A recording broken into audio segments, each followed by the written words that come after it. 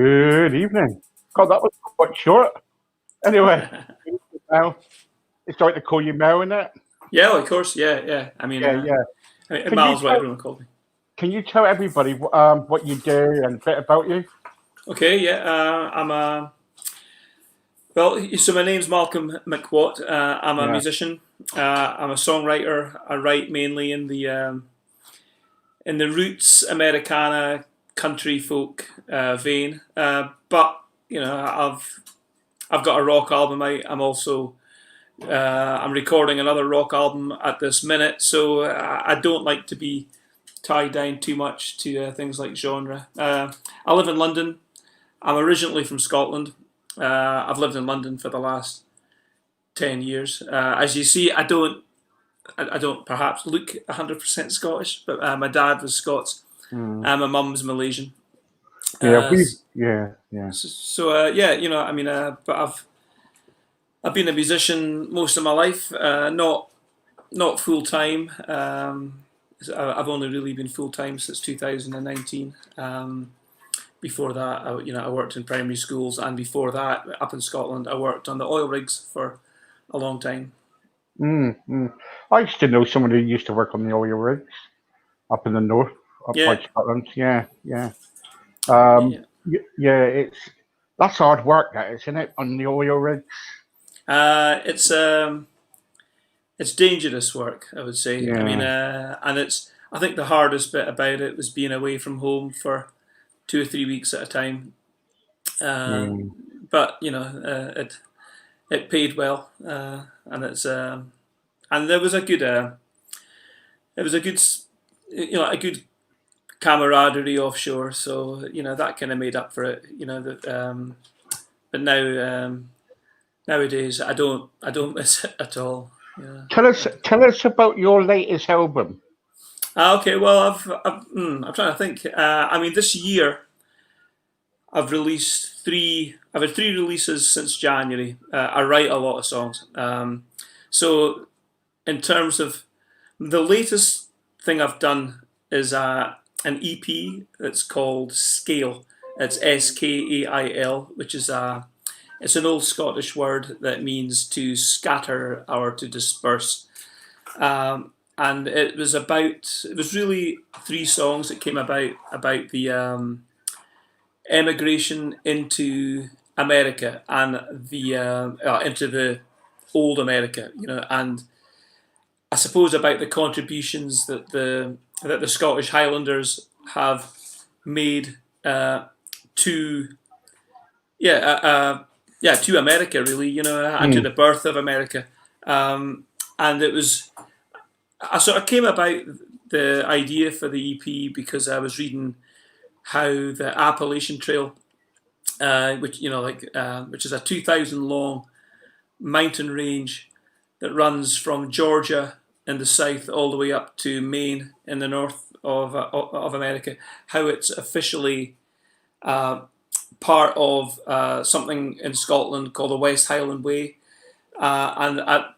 because at one point, going back millions of years, it was all part of the same bit of land, So and they just split up and sort of moved Yeah. separately. So I love the idea that there was this um, sort of geological connection as well as a human connection between Scotland and North America. And I'm really interested in country music, and I love where the fact that the roots of country music, you can trace them all the way back to Scotland and Ireland.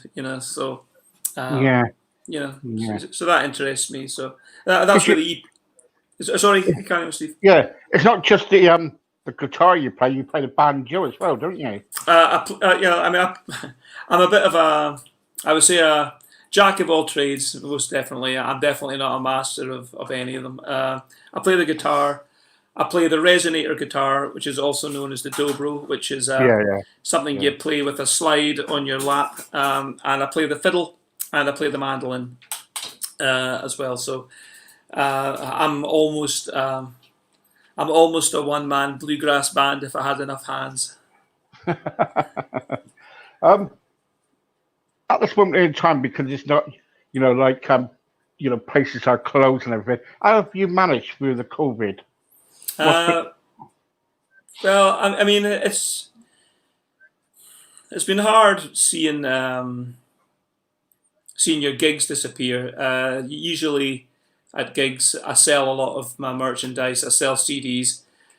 Gigs are also a chance for me to sit down and speak to people. Speak to audiences. Speak to people who have come to hear you, or maybe people that didn't come to hear you, but they liked what they heard, and you get a chance to actually sit and sit down and have a chat. Or I don't drink anymore, but I sit and have a Coca-Cola and sit and talk about music, and it's I like I love that social aspect of being a gigging musician, and so I suppose so having all your gigs go literally overnight was a bit of a blow.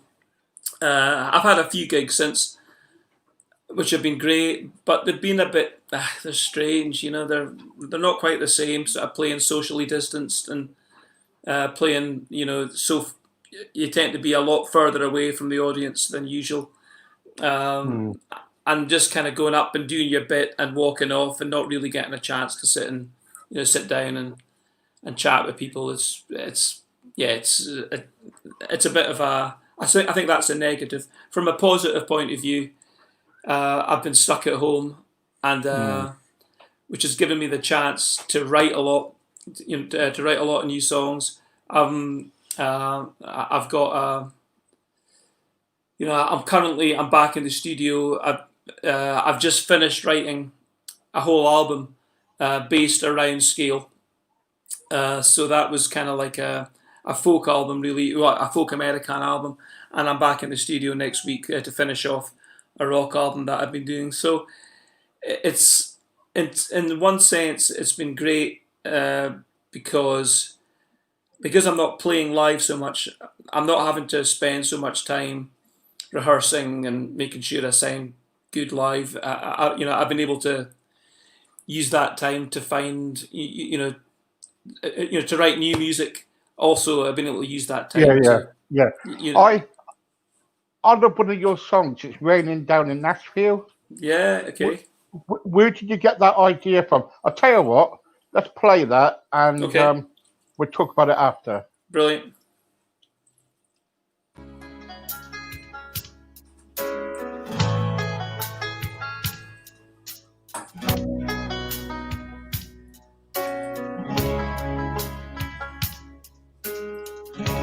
I got a telephone call, the kind you never want to get.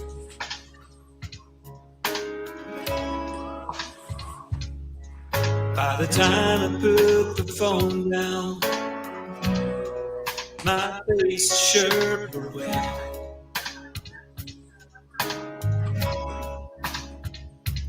I was in a You car can do it because they're playing a video. They're playing a video. and I had to pull right over. Yes, I cried, tears in my eyes, on the hard shoulder.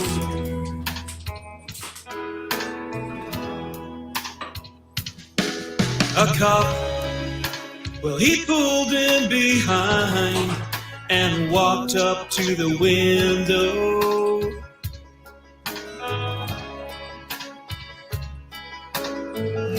He tapped on the glass and said, "You can't stop here, you gotta go."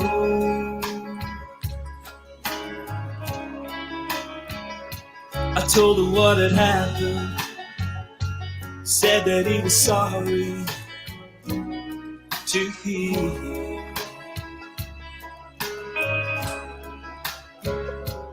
But you gotta move on, you gotta move on, you can't stop here.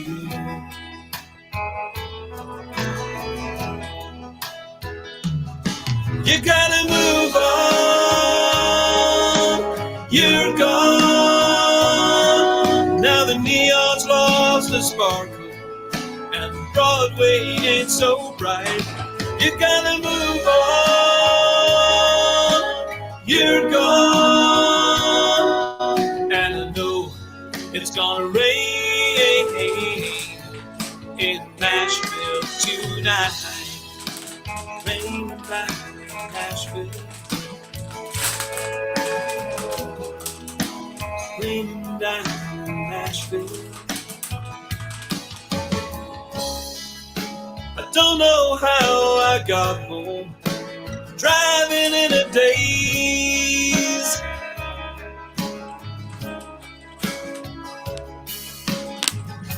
I don't know how I got through. All arrangements had been made. Is that beefy? Is it beefy? No, it's not beefy. Is there anything? Is there fake meat? Now the cemetery gates are closing. Or crow? But I can't leave.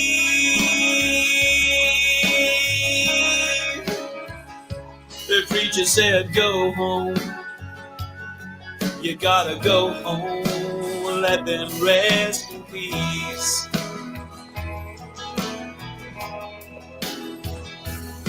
You gotta move on. You're gone. Now the neon's lost its sparkle, and the Broadway ain't so bright. You gotta move on. You're gone, and I know it's gonna rain in Nashville tonight. It's raining down in Nashville tonight. It's raining down in Nashville tonight.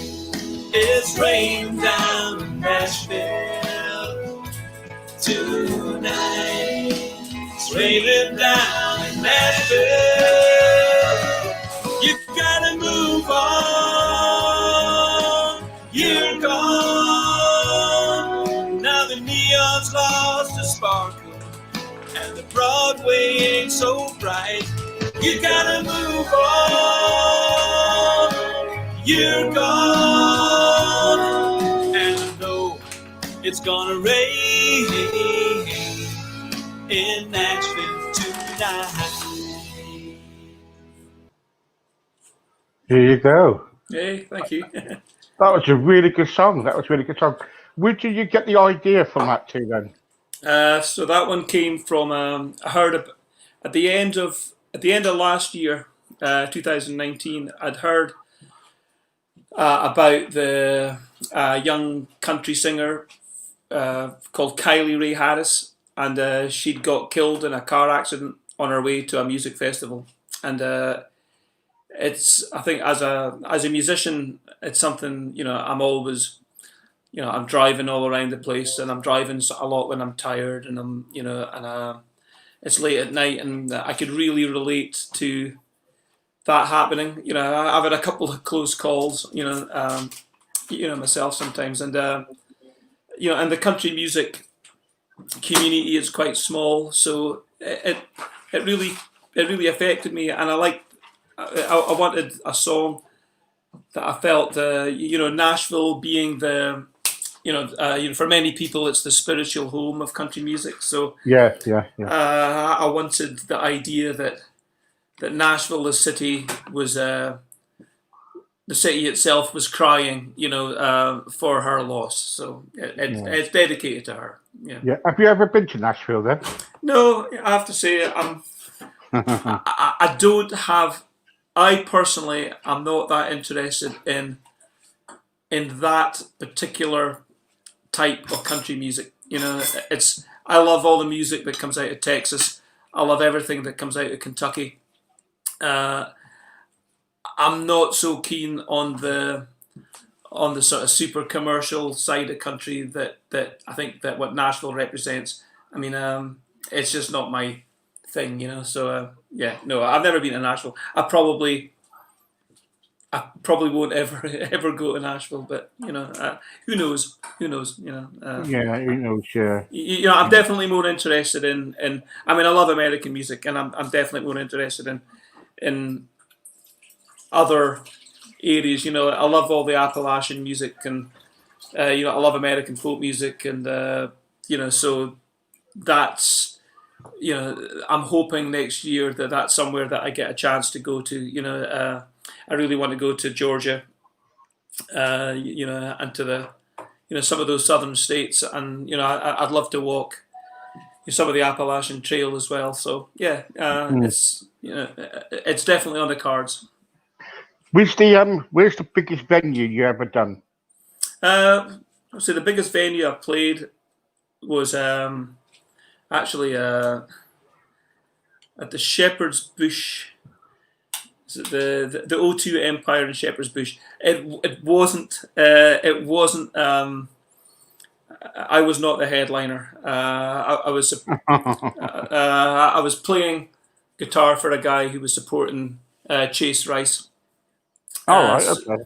You know, so that was the biggest. It's the biggest audience of. I think there was maybe about 2,000 people there, and that's the biggest audience I've played to. In terms of venue size, I mean, I played the Bella Drum Festival up in Scotland, and I had a great crowd for that. But I mean, in London, it tends to be the smaller, more iconic venues, you know, and venues that have been around a long time, but they're not. But because they're London, they tend to be quite small. But at least you don't have to sell too many tickets to, you know, to get a good crowd. So Yeah, because you get into it's right to have a pub or something, isn't it? Because you're not far from the bar, then, isn't you? If you want to pint. Well, exactly, Right? exactly. Yeah. You know, I mean, I mean, in London, I mean, I played some really good gigs. I played some venues that you know, I've always wanted to play. You know, venues that a lot of bigger artists have all started out from. So it's you know, I'm pretty happy with that, and I've got a couple of festivals lined up for next year, hopefully. Right. You know, I mean they're outdoors, so I think they'll probably go ahead. But you know, Are you an outdoor person? I'm an outdoor person naturally. I love the outdoors. I mean, I'm from Scotland. I'm from the north. Yeah, I'm kind of up near Inverness, and I pretty much lived all my life outside. So I love the outside. I think as far as you know, and I've got other interests apart from music. You know, I've been a long time traditional archer. I love doing that, and I love walking and hill walking and things. So you know, yeah, I love the outdoors. Yeah. I went to Scotland 2 years ago with my wife, and first time I ever been to Scotland. Okay, so And sorry. where did you go? Well, where did we stay? What we went to Loch Lomond, Oh yeah, okay, yeah, it's pretty. Yeah. and we stayed in, and by Loch Lomond there was an hotel. I can't remember what the Loch no, yeah, Lomond Hotel, wasn't it? Or something Yeah, like yeah, that. okay, yeah, yeah. And we went with a coach company from Devon, because where I live in Devon, All right, okay, and yeah, yeah. we went everywhere. You know, I remember going to Edinburgh, and I went into downstairs kind of like restaurant, and it was like, I'll tell you what, I loved it. All right, I okay. really loved the place. I loved the history of Scotland. I love everything of it. Yeah, okay. And it's the first time, and we were there for a week, and it was really good. I loved Yeah, it. Edinburgh's a nice city. So sorry. Yeah. So with your new EP, is it your new album? Well, I've got a new EP. I'm about to put an album out. I'm getting ready to do 2 albums for the beginning of next year. So Right. Okay. whilst I've got the money, I'm just I'm just doing I'm just recording these 2 albums. So yeah, I mean, like I said, I've done one album already this year, which I released in January, and then I did Hearts and Horizons in April, and then I did 4 months later. So I put something out every 4 months. Yeah. But I'm not going to put anything out in November. Maybe a single. Maybe I don't think so. I think I'm just wanting to wait until the beginning of the year and then put out. Yeah, because what I would like to do is I'd like to have you to come back, because I've got loads I want to talk to you about your music. Okay. Right? Yeah, and I've got loads of stuff on you. And the trouble is, during the week, they only give me around about 30 minutes. Yeah. All right? But I'll tell you what, I would love to get you in for about an hour or so, talk to you through all your music, and because I love it. I love your music. I think I can't understand it, why you're in the situation at the moment that you're just playing at the, you should be doing professional. Thank you very much. I mean, I'm really happy that you think that. I mean, from my point of view, I've only been, I've only been doing this. I would say, I mean, I've always taken music seriously, but I've only been doing it properly. Yeah. For basically coming up to 2 years. So, in 2 years, in that time, I think I've done pretty well, in the sense that I'm getting a lot more well known. I've been getting, some fantastic reviews, on both sides of the Atlantic, and so I think it's just I'm in no hurry. To be honest, I would hate to be famous, and that is the truth. I would just like good on you. I'd love to just be able to make a enough living. money. Just enough money to get by, just writing songs and especially writing songs for other people. That would be my ultimate, a behind the scenes kind of guy. It would be brilliant. Good. Where can people buy your music? I suppose Spotify is where I'm at a lot. Bandcamp. I think I really like Bandcamp because I actually make money from Bandcamp, and if you're downloading the Bandcamp, the quality of the Bandcamp downloads is very high. So so you're hearing my music. Can anybody buy CDs of you? Yeah. I mean, if you want a CD, you'd have to contact me on my website, or you could get me on my social media on Facebook. My website is www.malcolmmacwatt.com, just the way it's spelled. But there's no space.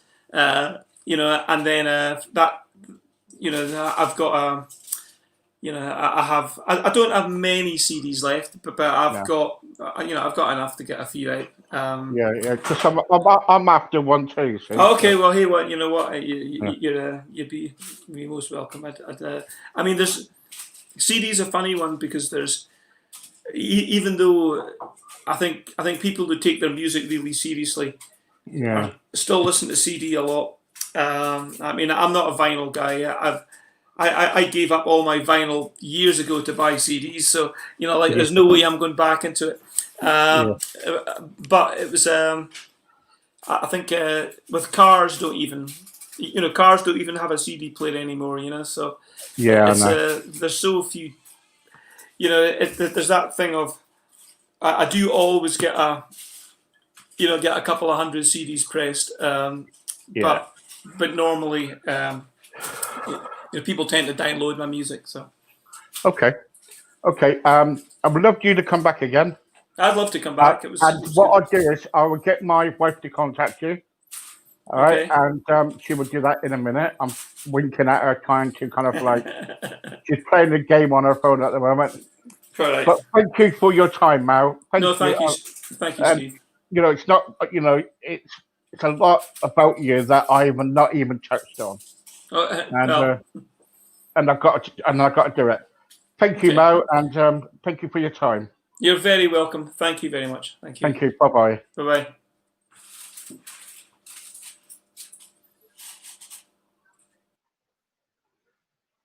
Well, that's Mo, and What a nice bloke, isn't he? Really nice. And okay, I'll be back in 5 minutes. See you later.